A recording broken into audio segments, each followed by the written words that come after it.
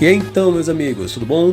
Com este simples celular, antigo, barato, vamos atender mais essa demanda. Esta paciente foi moldada com alginato, então foram duas moldagens. A moldagem com um provisório que já tinha mais de um ano em boca, muito bem adaptado em uma boa oclusão, e também foi moldada a paciente sem esse provisório expondo o munhão.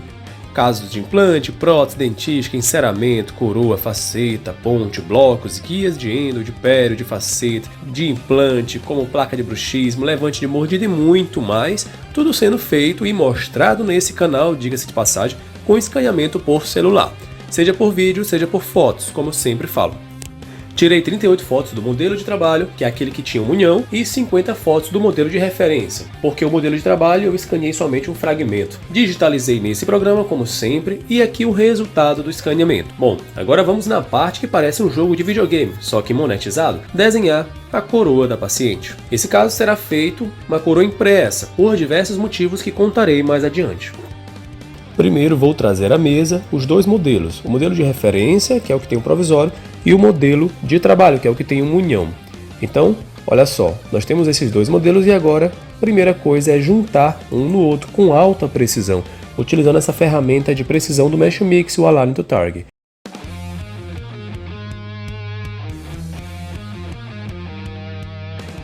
O ímã para travar um dos modelos e seleciono partes que são idênticas ou pelo menos parecidas no outro modelo, apertando o S no teclado, Select. E agora eu vou lá em Edit, Align to Target. Depois que ele dá a primeira tentativa, eu ainda posso colocar em 0 em erro tolerância e depois aperto Accept ou Enter.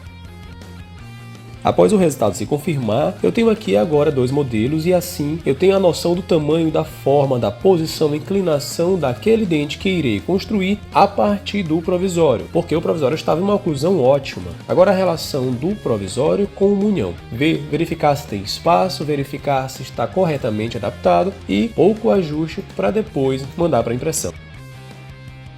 Então existe grande vantagem em se realizar trabalhos em prótese dentística quando o paciente já tem algum trabalho antigo, ainda que provisório.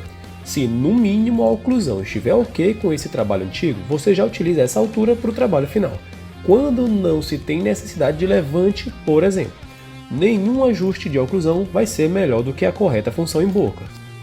A dica desse vídeo era essa e então o vídeo seguirá mostrando próximos passos do fluxo digital em odontologia digital gratuita para se construir uma coroa sobre munhão. Serviria também para coroa sobre dente ou outros componentes de implante.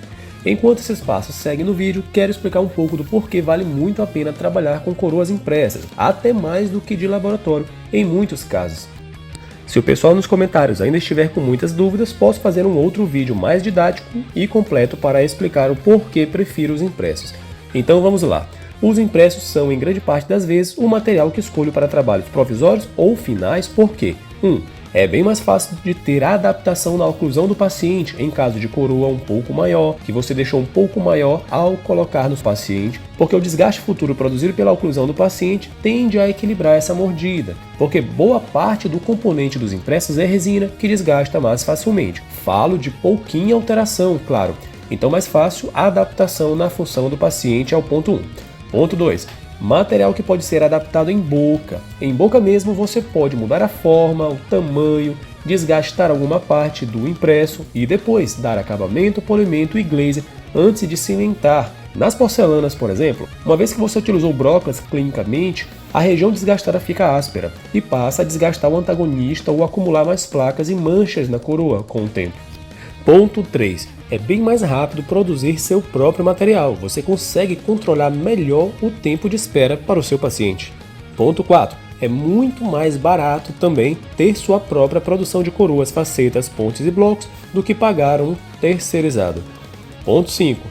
Esse ponto é um dos meus favoritos. Você vai controlar todas as etapas do trabalho. Incrível como minha qualidade melhorou quando passei a controlar meus próprios trabalhos em todas as etapas.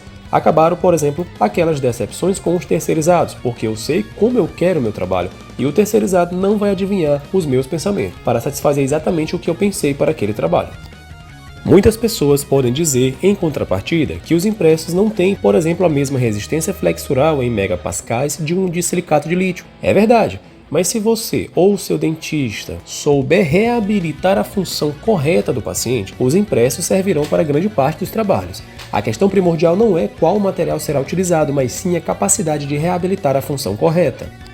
Imagine a situação: um paciente que tem bruxismo, faltam dentes posteriores, é braquiofacial, perdeu dimensão vertical e está destruindo vários de seus dentes com fratura por conta dessas características. E o dentista te solicitou, ou o teu paciente te solicitou, que seja feito somente uma coroa no central do paciente. É claro que esse trabalho tende a ser insucesso, mas aí nesse caso, algumas pessoas poderiam pensar que era só colocar uma metalocerâmica para que o paciente não conseguisse fraturar essa coroa protética. Bom, o resultado disso seria fratura ou insucesso em outra área. Poderia ser a fratura no próprio dente natural do paciente, o que é muito pior do que fraturar uma coroa protética. Então repare que aumentar a resistência intrínseca do material não resolveu o problema, só mudou de posição. Aonde seria fratura em uma coroa artificial, agora será no dente natural, piorando a situação do paciente. É verdade que existem indicações e contraindicações para cada material de forma específica, mas em geral, na maioria das vezes, a mudança de material não é o primordial no que tange resolver o problema do paciente.